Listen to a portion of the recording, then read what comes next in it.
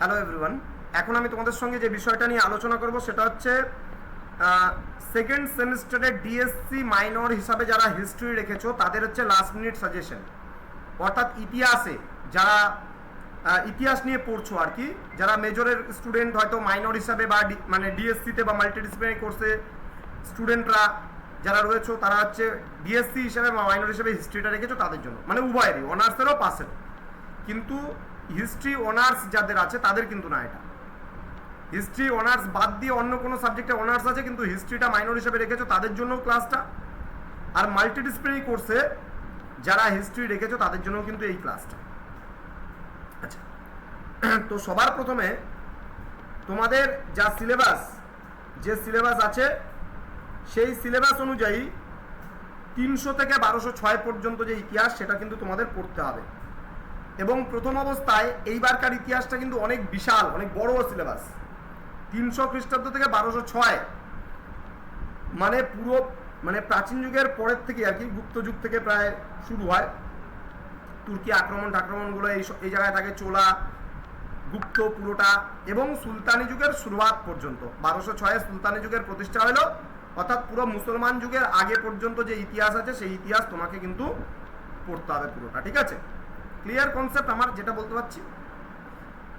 এবার দেখো, প্রথমত এখান থেকে কোন কোন প্রশ্নগুলো তোমায় খুব ভালো করে পড়তে হবে আমি এখানে ইউনিট ওয়াইজ বলবো না, তার কারণ এখানে টোটাল ইউনিট আছে 6টা ইউনিট, সর্বমোট 6টা ইউনিট এখানে আছে।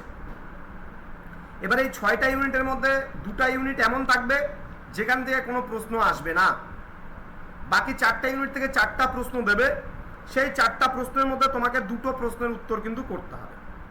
তো একটু ভালো করে লিখে নাও, যেগুলো বলছি ভালো করে লিখে নাও। প্রথম প্রশ্ন যেটা, ত্রিপাক্ষিক যুদ্ধের ওপর নিবন্ধ লেখো, অথবা দিয়ে ত্রিপাক্ষিক বা ত্রিশক্তি সংগ্রামের কারণ ও প্রভাব আলোচনা করো, অথবা দিয়ে পাল, প্রতিহার ও রাষ্ট্রকূটদের মধ্যে ত্রিশক্তি সংগ্রামের পরিচয় দাও এবং এর ঐতিহাসিক গুরুত্ব সম্পর্কে আলোচনা করো।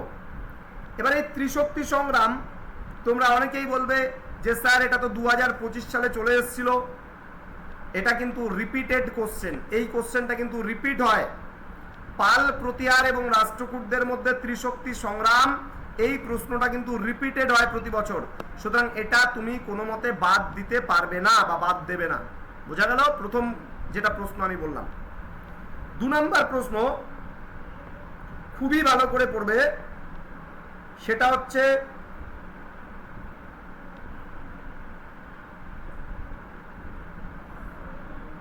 হর্ষবর্ধনটা ভীষণ ভালো করে পড়বে। হর্ষবর্ধন আসার সম্ভাবনা 100% হর্ষবর্ধনের কৃতিত্ব সম্পর্কে আলোচনা করো, অথবা হর্ষবর্ধনের নেতৃত্বে কনৌজের উত্থান সম্পর্কে বর্ণনা করো, তাকে কি উত্তরা পথনাথ বলা যায়? এই প্রশ্নটা খুব ভালো করে কিন্তু তোমাদের পড়তে হবে, ভালো করে পড়বা। নেক্সট প্রশ্ন, গুপ্ত প্রশাসনিক ব্যবস্থার প্রধান বৈশিষ্ট্যগুলি সম্পর্কে আলোচনা করো, ভালো করে পড়বা। গুপ্ত প্রশাসনিক ব্যবস্থা সম্পর্কে আলোচনা করো, বা গুপ্ত যুগের প্রশাসনিক ব্যবস্থা সম্পর্কে বিস্তারিত আলোচনা করো, বা বৈশিষ্ট্যগুলি সম্পর্কে আলোচনা করো, খুব ভালো করে পড়বা, কোনো মতেই বাদ দিবা না এই প্রশ্নটা। নেক্সট, পল্লবদের স্থাপত্য ভাস্কর্য সম্পর্কে সমালোচনামূলক আলোচনা করো, পল্লবদের স্থাপত্য ভাস্কর্য সম্পর্কে সমালোচনামূলক আলোচনা করো, এই প্রশ্নটাও কিন্তু খুবই ভালো করে পড়তে হবে, পল্লবদের স্থাপত্য। আচ্ছা, নেক্সট হচ্ছে গুপ্ত যুগের সামাজিক ও অর্থনৈতিক অবস্থা, ভেরি ভেরি ইম্পর্টেন্ট। গুপ্ত যুগের সামাজিক ও অর্থনৈতিক অবস্থা ভেরি ভেরি ইম্পর্টেন্ট, ভালো করে লিখবা বা পড়বা, ভালো করে, এটা পরীক্ষায় আসতে পারে, বাসার সম্ভাবনা প্রবল রয়েছে। নেক্সট প্রশ্ন হচ্ছে দ্বিতীয় পুলকেশীর রাজনৈতিক কৃতিত্ব, ভালো করে পড়বা, দ্বিতীয় পুলকেশীর রাজনৈতিক কর্তৃত্ব ভালো করে পড়বা। সমুদ্রগুপ্তের সাম্রাজ্যবাদী নীতি, ভালো করে পড়বা। নেক্সট, প্রাচীন ভারতের দাস প্রথা, এটা মোটামুটি হালকার উপর দিয়ে পড়ে নিও। চোল শাসন ব্যবস্থার গুরুত্বপূর্ণ বৈশিষ্ট্যগুলো খুবই ভালো করে পড়বা এই প্রশ্নটা, চোল শাসন ব্যবস্থার গুরুত্বপূর্ণ বৈশিষ্ট্য। নেক্সট,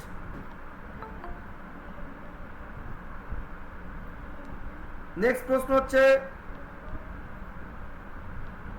দিল্লি সুলতানির প্রতিষ্ঠার প্রাক্কালে ভারতের সামাজিক ও রাজনৈতিক অবস্থার পরিচয় দাও। এই প্রশ্নটাও কিন্তু ভালো করে পড়তে হবে, ঠিক আছে? ভালো করে পড়বা এই প্রশ্নটা। সঙ্গম সাহিত্য বা সঙ্গম যুগের সাহিত্য, সঙ্গম সাহিত্য বা সঙ্গম যুগের সাহিত্য, এই প্রশ্নটা ভালো করে পড়বা। বাস এই কয়েকটা প্রশ্ন আমি তোমাদেরকে দিলাম 12 নম্বরের জন্য। আচ্ছা, এবার 6 জন্য কৈবর্ত বিদ্রোহ খুব ভালো করে পড়বা 6 জন্য। চোলদের সামুদ্রিক কার্যকলাপ খুবই ভালো করে পড়তে হবে। ভারতবর্ষে আরব আক্রমণের গুরুত্ব ভালো করে পড়বা। গুপ্ত যুগের বিজ্ঞানের অগ্রগতি ভালো করে পড়বা। দেন গিল্ড বা নিগম ভালো করে পড়বা, গিল্ড সম্পর্কে। প্রথম মহিপাল সম্পর্কে ভালো করে পড়বা, প্রথম মহিপাল। গুপ্ত যুগের স্থাপত্য ভাস্কর্য সম্পর্কে ভালো করে পড়বা। চোলদের সামুদ্রিক কার্যকলাপ বলে দিলাম। ধর্মপালের রাজনৈতিক কৃতিত্বটা ভালো করে পড়বা। এই কয়েকটা প্রশ্ন খুব ভালো করে দেখে যাও। এছাড়া স্কন্দগুপ্তকে ভারতের রক্ষাকর্তা বলা হয় কেন, এটা দেখলে পরে দেখতে পারো তোমরা, কিন্তু ওই স্কন্দগুপ্তকে ভারতের রক্ষাকর্তা বলা হয় কেন এটা ওই 3-এই চলে যাবে। হ্যাঁ, বাস এই কয়েকটা প্রশ্ন পড়বা।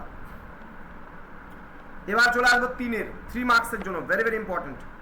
নালন্দা বিশ্ববিদ্যালয় ভালো করে পড়তে হবে। নালন্দা বিশ্ববিদ্যালয় আসবে পরীক্ষায় এমন প্রশ্ন, এবার একটাই কমন বলতে পারো। মাৎসন্য একটা হালকার উপর দিয়ে দেখতে পারো, নাও আসতে পারে পরীক্ষায়, তবু আমি দিয়েছি। নেক্সট হচ্ছে অলবেরুনি ভালো করে পড়বা। অলবেরুনি, ফাহিয়েন সম্পর্কে ভালো করে পড়বা, ফাহিয়েন আসবে পরীক্ষায়। ফাহিয়েন। গুপ্ত যুগের ইতিহাস জানার প্রধান উপাদানগুলি কি কি ছিল? কাকে কেন ভারতের নেপোলিয়ন বলা হয়? হিউয়েন সাং সম্পর্কে টিকা। স্কন্দগুপ্তকে ভারতের রক্ষাকর্তা বলা হয় কেন? তরাইনের দ্বিতীয় যুদ্ধ আসবেই পরীক্ষায়, ভালো করে পড়বা। পাল যুগের চিত্রকলা, অতীশ দীপঙ্কর, রাজপুতদের উৎপত্তি, শশাঙ্ক, বাস এই কয়েকটা প্রশ্ন ভালো করে পড়বা। হর্ষচরিত, তারপরে হচ্ছে এলাহাবাদ প্রশ্ন দিলাম না, কারণ গত বছর চলে এসছে এগুলো, সুতরাং তোমাদের এগুলো এক্সট্রাভাবে পড়ে লাভ নেই। তো যেই কয়েকটা প্রশ্ন আমি দিলাম, এই কয়েকটা প্রশ্ন ইতিহাসে পড়বা, দেখবা ইতিহাসে কোশ্চেন সব কমন পেয়ে যাবা, একটা প্রশ্ন কিন্তু বাদ যাবে না। আমি অলরেডি সাজেশন লিখিত অবস্থায় তোমাদেরকে দিয়ে রেখেছি। যারা যারা আমাদের কাছে অনলাইনে অ্যাডমিশন নিয়েছো, প্রায় 200+ স্টুডেন্ট তোমরা আছো এই গ্রুপে। তার মধ্যে আজকের ক্লাসটা মাত্র 30+ স্টুডেন্ট করছো সব মিলিয়ে। তো তোমাদেরকে বলবো, যেগুলো আমি লাস্ট মিনিট সাজেশন হিসেবে বলে দিলাম, সেই প্রশ্নগুলো ভালো করে দেখবে এবং পড়বে, কমন পেয়ে যাবে। চলো, থ্যাংক ইউ। দেখা হবে খুব তাড়াতাড়ি নতুন নেক্সট সাবজেক্ট, যেটা পলিটিক্যাল সায়েন্স, সেটার ভিডিও আসবে। Thank you.